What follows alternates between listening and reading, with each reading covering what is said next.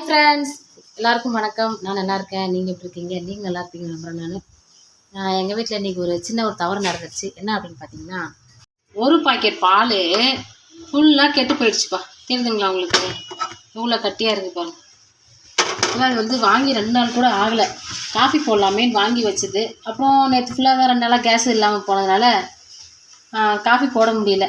அதனால் இன்றைக்கி பாப்பா ஸ்கூல் விட்டு வந்தோடனே சரி அப்பா டீ போட்டு குடிக்கலாமேன்னு சொல்லிட்டு பாருங்கள் எப்படி தெரியுது.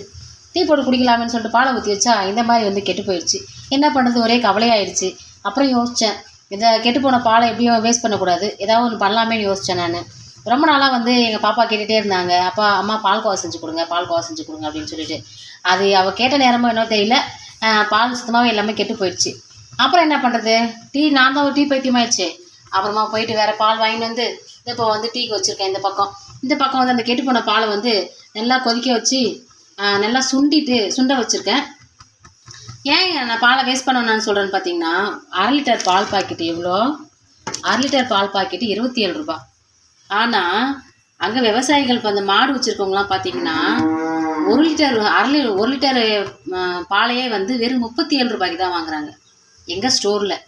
ஆனால் கடையில் வந்து 1/2 லிட்டர் வந்து 27 ரூபா. அப்போ எவ்வளோ டிஃப்ரென்ஸ் வருது பாருங்கள். அந்த மாட்டுக்கு தீவனம் என்னாச்சு, அப்புறம் வந்து பில்லு என்னாச்சு, சாணி வாரணும், கூழ் காய்ச்சணும், பாலை கறக்கணும், அதுங்களுக்கு பில்லட்டு வந்து போடணும், வைக்கல் போடணும், அதுக்கு அந்த மாடு வந்து குழந்தை பிறந்துச்சுன்னா அதுக்கு ஏகப்பட்ட செலவு பண்ணணும்.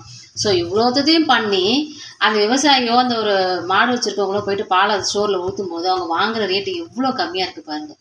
உண்மையை நாம் இதெல்லாம் வந்து யோசிக்க வேண்டிய விஷயம். அதனால் வந்து பாலை யாரும் தயவுசெய்து வேஸ்ட் பண்ணாதீங்க. ஒரு வேளை கெட்டு போயிடுச்சுன்னா கூட நீங்கள் அதை வந்து வேஸ்ட் பண்ணாதீங்க.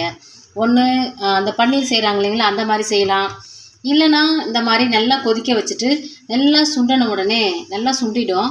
அப்போ கொஞ்சோண்டு சுகரும் கொஞ்சம் ஃப்ளேவருக்கு வந்து ஏலக்காய் போட்டு நல்லா கொஞ்சம் ட்ரை ஆக்கி சாப்பிட்டோம்னா வேறு லெவல் டேஸ்ட்டாக இருக்கும். இன்னும் கொஞ்சமாக லைட்டாக ஒரு கசப்பு தன்மை இருக்கும்.